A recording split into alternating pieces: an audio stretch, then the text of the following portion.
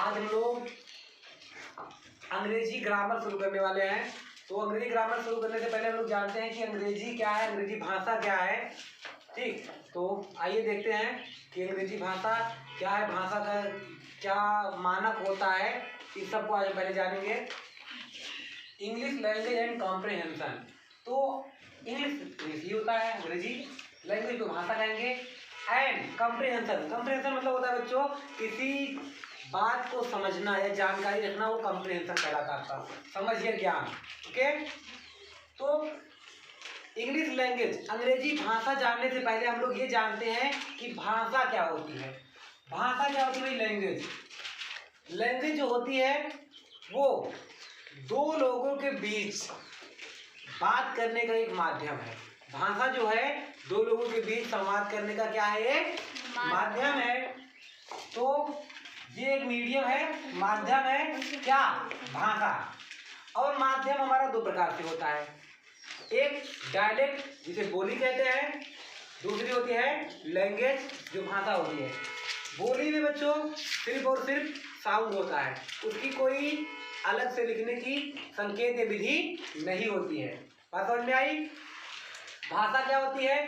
भाषा की अपनी संकेत भी, विधि भी होती है और उसमें साउंड भी होता है।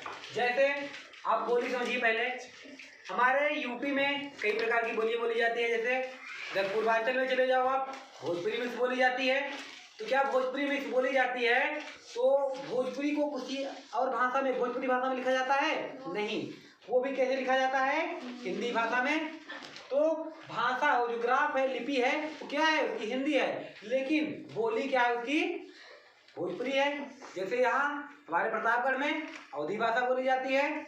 आप पश्चिमी दिल्ली की तरफ चले जाओ या पश्चिमी यूपी में चले जाओ तो वहाँ पे खड़ी बोली बोली जाती है। तो ये सब क्या है? एक अलग अलग बोलियां हैं किसकी? एक ही भाषा की। यानी कि हम कह सकते हैं कि एक भाषा की लैंग्वेज की एक से अधिक बोलियां हो सकती हैं। क्या हो सकती है बच्चों? बोलियां। ठीक है, लेकिन बोली की कोई अलग से लिपि नहीं होती है। बोली उसी भाषा में लिखी जाती है जिससे वो उत्पन्न होती है। जैसे हिंदी की भी आपको समझाएं, कई बोलियां होती हैं लेकिन लिखी सब किस में जाती हैं? हिंदी में ही। बात समझ में आई? तो आप भी मैंने बताया कि भाषा क्या है? दो लोगों के बीच बात करने का एक माध्यम है। तो जो माध्यम है उसमें कितने लोग? कम से कम दो लोग। पहला होगा स्पीकर, स्पीकर मीन्स बोलने वाला।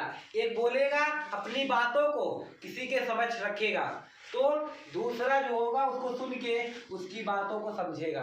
तो अपनी बातों को व्यक्त करने के लिए या किसी से कहने के लिए, बताने के लिए हमको जिस चीज की आवश्यकता होती है वो होती है लैंग्वेज या भाषा।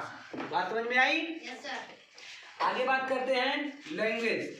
तो वही चीज, language is a medium of conversation between two person.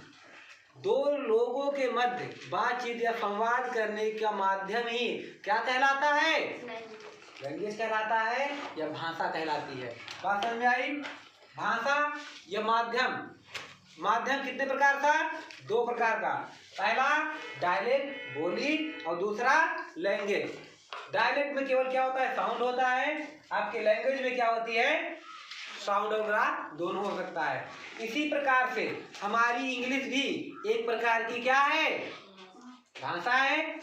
तो इंग्लिश भी एक प्रकार की भाषा है जिसे हम अपने बातों को किसी दूसरे से कहने के, दूसरे के समक्ष कहने में, प्रकट करने में प्रयोग करते हैं। तो अभी हम लोग ये लैंग्वेज को जाने और इंग्लिश लैंग्वेज को जाने। वैसे ही आपका हिंदी भाषा होती है, संस्कृत भाषा होती है, फारसी, अरबी, ये अलग अलग प्रकार की भाषाएं होती हैं। तो हम लोग आगे कैरी करेंगे इंग्लिश भाषा की ओर। पार्ट 2 में देखिए इंग्लिश लैंग्वेज। ओके।